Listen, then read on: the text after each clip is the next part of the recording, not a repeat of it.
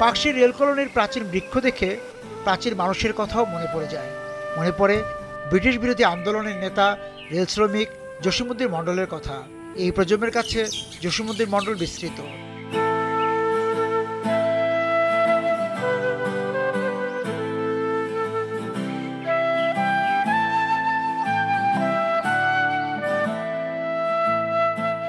ভালো আছেন?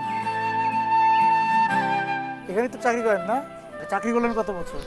চাকরি তো ধরেন করলাম কত 42 বছর। 42 বছর চাকরি করলেন আপনি? আমিও ওইরকম 42 বছর।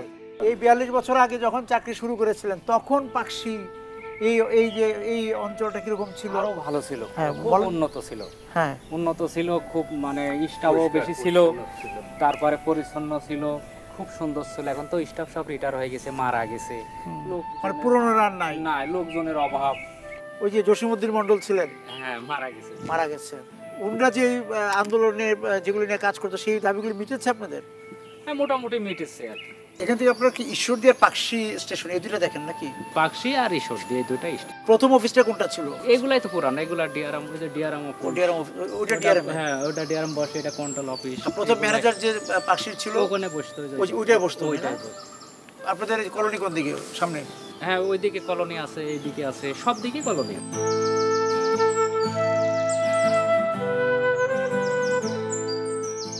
এইটা কি অফিস? এটা DN1 DN2 bridge engineer office.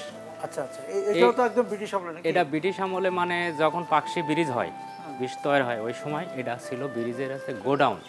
আচ্ছা, গোডাউন যখন হার্ডিস ব্রিজ যখন হয়, জি গোডাউন, তখন হচ্ছে কাজ, এখন ব্রিজের কাজ শেষ হয়ে গেল, তো এগুলো ধরেন ভাঙি ফেললে পরে তো অনেক ব্যয়বহুল, তাহলে তখন এটা সবাই অফিস করছে।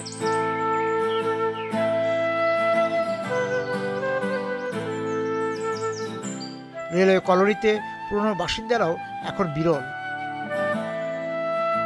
রেল শ্রমিকদের চেয়ে অন্য পেশার মানুষের ভিড় বাড়ছে। পুরনো অনেকেরও যাওয়ার সময় হলো, কিন্তু পাকশীর ছায়া ও মায়া ছেড়ে যেতে সায় দেয় না মন।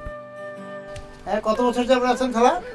আমার জন্মই এই বাসায়। আপনার এই যে জন্মের পর থেকে যে এই পাকশীর রেল কলোনি, সেই সময় কেমন ছিল, এখন কেমন একটু বলেন তো? আগে মেলা লোকজন ছিল, ভালো ছিল। আচ্ছা, এখন লোক কমে গেছে? পাকশী ছাড়ি চলে গেছে কেউ, বা আপনাদের যারা প্রতিবেশী ছিল? প্রতিবেশী অনেকেই চলে গেছে, আর পুরাতন লোক হয়তো 2-3টা আছে। তা নতুনদের সাথে পুরাতনদের সম্পর্ক বন্ধুত্ব হয় না? থাকছে না কেন?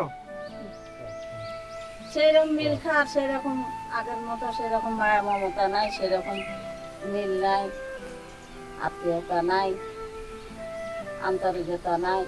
মানে পাকশীর যে একসময় এই যে ছায়া ঘেরা, এই যে এই বড় বড় গাছে ঘেরা যে একটা মায়া ছিল পাকশীর, সেই মায়াটা আস্তে আস্তে কমে যাচ্ছে। ঠিক আছে।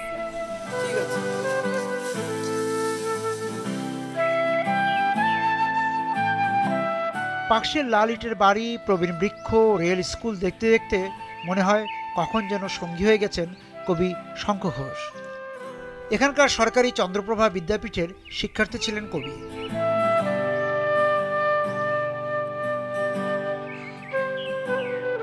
পাকশীকে নিয়ে শঙ্খ ঘোষ লিখেছিলেন, যতই হাসো যাই বলো লিখে তো রাখছি, দুনিয়ার যে সেরা শহর সে হলো পাকশী। অবশ্য ঠিক শহরও নয়, শহর মেশা গ্রাম, গ্রাম শহরের দোটানায় প্রণতি রাখলাম। সে আজ আমায় ডাক দিয়েছে আদ্যিকালের থেকে, চলো আমরা যাই সেইখানে যাই এখনই প্রত্যেকে। তোমার গ্রামকে তুচ্ছ করছি, তুলনা থাকছি, সবার দেশে সবার ভালো, আমারটা পাকশী।